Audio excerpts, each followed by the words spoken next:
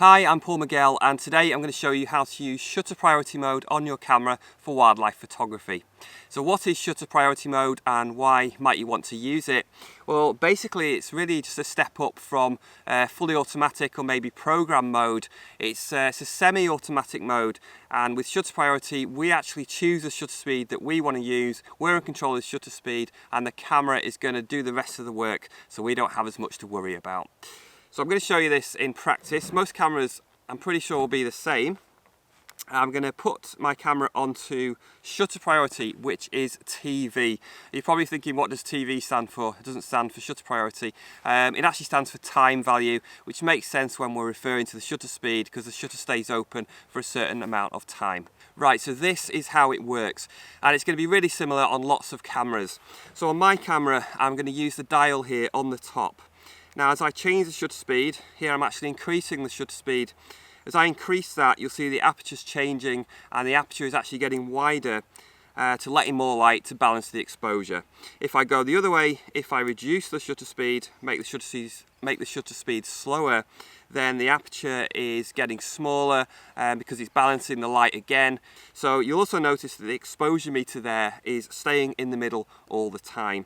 And it's just, it can be a really useful way of photographing wildlife because you can select the shutter speed and then you kind of let the camera look after everything else and you've got less to think about.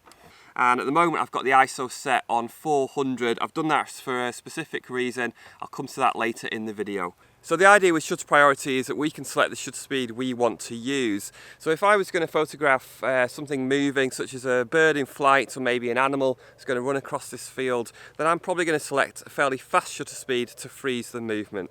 So on my camera I'm going to select 500th of a second. And now as I do that, the camera is automatically picking the aperture.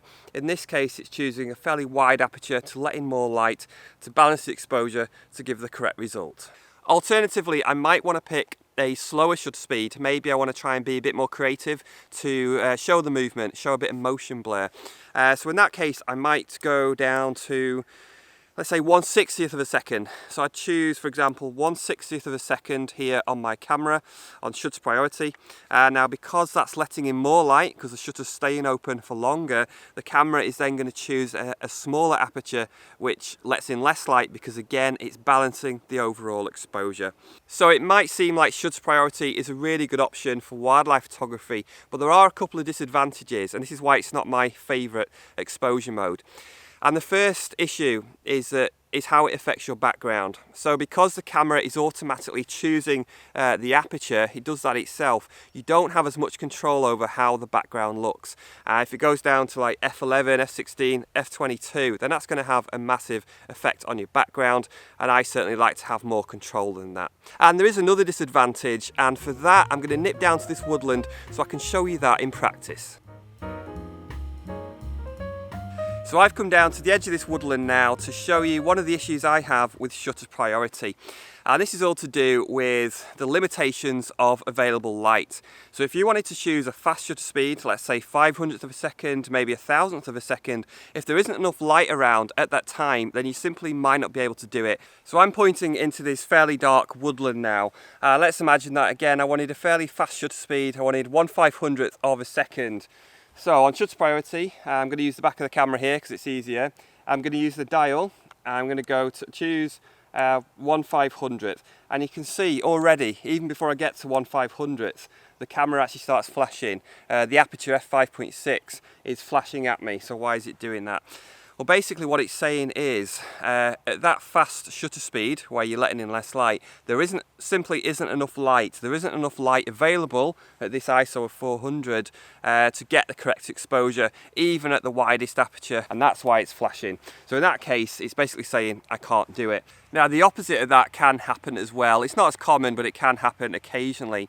And that is where you want to use a really slow shutter speed and there's simply too much light around and the camera can't find an aperture small enough to balance the exposure. So to demonstrate this, I've simply just turned myself around, shooting towards the field, kind of shooting towards the sky a little bit as well. But just imagine it's a really bright day. So what I want to do, I want to use shutter speed of 1/15th of a second. So I'm going to, again, using the dial, I'm going to go down to 1/15th and you can see the aperture is getting smaller all the time. And as I get down, again, before I even get to 1/15, the aperture starts flashing. So at 1/15 now, and again the aperture is flashing, it's saying f32. That's because it's basically maxed out. It's gone as small as it possibly can to try and balance the light. Again, a fixed ISO of 400. So in this case, again, it can't do it because there's too much light. If this happens, then this is where the ISO comes in. You need to adjust your ISO. So if you're trying to get the fast shutter speed, then you want to go to a higher ISO. At a higher ISO, it doesn't need as much light to get the same exposure, which means it's easier for you to get a faster shutter speed. So for example, in this case in the woodland, I had to go up to ISO 2000 in order for me to get a shutter speed of 1/500th at the widest aperture of f5.6.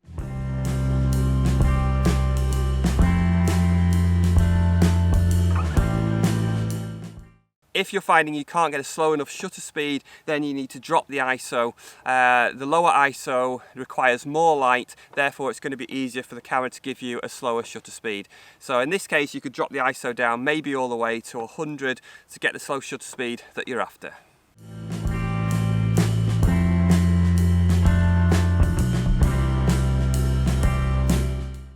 The other option is to use automatic ISO with shutter priority, and if you do this, then you'll probably find that the camera kind of changes the aperture and the ISO. It kind of does both of those, but with me I've just found it just seems to be a little inconsistent in how it works. But by all means experiment with automatic ISO.